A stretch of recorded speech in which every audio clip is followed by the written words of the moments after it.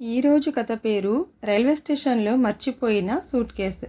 విజయవాడ జంక్షన్లో రవి అనే యువకుడు పోర్టర్గా పనిచేసేవాడు. చిన్నప్పుడే తండ్రిని కోల్పోయిన అతన్ని తల్లి కష్టపడి చదివించిన పరిస్థితుల వల్ల చదువు మధ్యలోనే ఆపి ఉద్యోగంలో చేరాడు. అతనికి ఒక అలవాటు ఉండేది. ప్రయాణికులు మర్చిపోయిన ప్రతి వస్తువును నిజాయితీగా రైల్వే అధికారులకు అప్పగించేవాడు. అందుకే స్టేషన్లో అందరూ అతన్ని గౌరవించేవారు. ఒక అర్ధరాత్రి చివరి రైలు వెళ్ళిపోయిన తర్వాత ప్లాట్ఫారం నిశ్శబ్దంగా మారింది. వర్షం పడబోతున్న సూచనలు కనిపిస్తున్నాయి.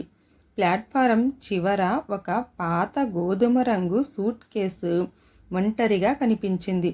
రవి చుట్టూ చూశాడు. ఎవరూ లేరు. బహుశా ఎవరూ మర్చిపోయి ఉంటారు అనుకొని అరగంట పాటు ఎదురుచూశాడు.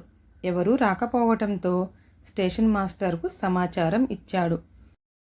భద్రతా సిబ్బంది వచ్చి సూట్ కేసును జాగ్రత్తగా తెరిచారు.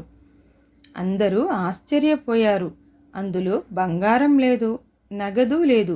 ఒక చిన్నారి ఫోటో, పాత డైరీ, కొన్ని లేఖలు, ఒక బ్యాంకు పాస్బుక్, ఒక చిన్న చెక్క బొమ్మ మాత్రమే ఉన్నాయి.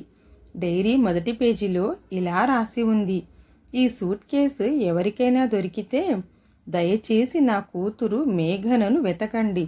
నేను చేసిన తప్పుకు క్షమాపణ చెప్పుకునే అవకాశం నాకు ఇవ్వండి. ఆ ఒక్క వాక్యము రవి మనసును కదిలించింది. స్టేషన్ మాస్టర్ అన్నాడు, ఇవి పోలీసులకు అప్పగిద్దాం. కానీ రవి మనసులో మాత్రం ఆ చిన్నారి ఫోటో తిరుగుతూనే ఉంది. కొన్ని రోజుల తర్వాత చట్టపరమైన ప్రక్రియ పూర్తయిన తర్వాత యజమాని ఎవరూ రాకపోవడంతో పోలీసులు విచారణ కొనసాగించారు. రవికి ఆ డైరీలోని విషయం మర్చిపోలేకపోయాడు.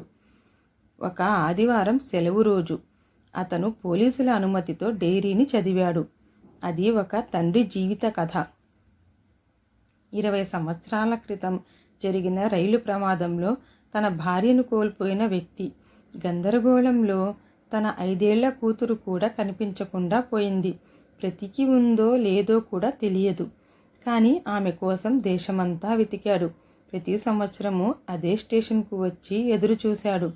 డైరీలో చివరి వాక్యం, నా కూతురు ఎక్కడైనా సంతోషంగా ఉంటే చాలు, కానీ ఒకసారి నాన్న అని పిలిస్తే నా జీవితం సార్థకం అవుతుంది. రవి కళ్ళల్లో నీళ్లు తిరిగాయి. ఆ ఫోటో వెనుక ఒక పాఠశాల పేరు కనిపించింది. అక్కడి నుంచే తన అన్వేషణ ప్రారంభించాడు. రోజులు గడిచాయి. పాత రికార్డులు వెతికాడు. రిటైర్ అయిన రైల్వే ఉద్యోగులను కలిశాడు. పత్రికల పాత కటింగ్స్ చూశాడు. చివరకు ఒక ఆశ్రమం రికార్డులో అదే చిన్నారి ఫోటో కనిపించింది. ఆ చిన్నారి పేరు మారిపోయింది. ఇప్పుడు ఆమె పేరు మేఘన కాదు, దీప్తి. ఆమె ఒక ప్రభుత్వ పాఠశాలలో టీచర్గా పనిచేస్తోంది. రవి ఆమెను కలిసి మొత్తం విషయం చెప్పాడు. మొదట ఆమె నమ్మలేదు. తర్వాత డైరీ, చెక్కబొమ్మ, చిన్ననాటి ఫోటో చూసి కన్నీళ్లు పెట్టుకుంది. ఇది మా నాన్న కొన్న బొమ్మే అని చెప్పుగానే ఆమె చేతులు వణికిపోయాయి. ఇద్దరూ కలిసి డైరీలో ఉన్న చిరునామాకు వెళ్ళారు.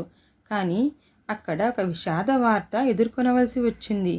ఆ తండ్రి 2 నెలల క్రితమే మరణించాడు. అయితే చనిపోయే ముందు ఒక లేఖ వదిలాడు. ఆ లేఖలో ఇలా రాసి ఉంది: మేఘన, నిన్ను నేను కలవలేకపోయినా ఈ లేఖ చదువుతున్నావంటే దేవుడు నా కోరికను నెరవేర్చినట్టే. నువ్వు ఎక్కడ ఉన్నా సంతోషంగా ఉండు. నేను నీపై ప్రేమను ఒక్కరోజు కూడా తగ్గించలేదు.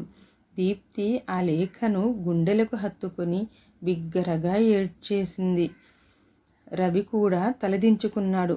కొన్ని నెలల తర్వాత దీప్తి తన తండ్రి జ్ఞాపకార్థం రైల్వే స్టేషన్లో తప్పిపోయిన పిల్లలకు వారి కుటుంబాలతో కలిపే సేవా కేంద్రాన్ని ప్రారంభించింది. ఆ కేంద్రం గుమ్మం మీద ఒక వాక్యం రాసి ఉంది: కొన్ని సూట్ కేసులు వస్తువులను కాదు, జీవితాలను మోసుకొస్తాయి. ఆ రోజు నుంచి విజయవాడ జంక్షన్కు వచ్చే ప్రతి ప్రయాణికుడు ఆ వాక్యం చదివి కాసేపు ఆలోచించకుండా వెళ్ళేవాడు కాదు. ఈ కథ యొక్క నీతి ఏమిటంటే, ఆశను ఎప్పుడూ వదులుకోకండి. కొన్నిసార్లు మన జీవితాన్ని మార్చే సమాధానాలు మనం ఊహించని చోట దొరుకుతాయి. Thanks for watching.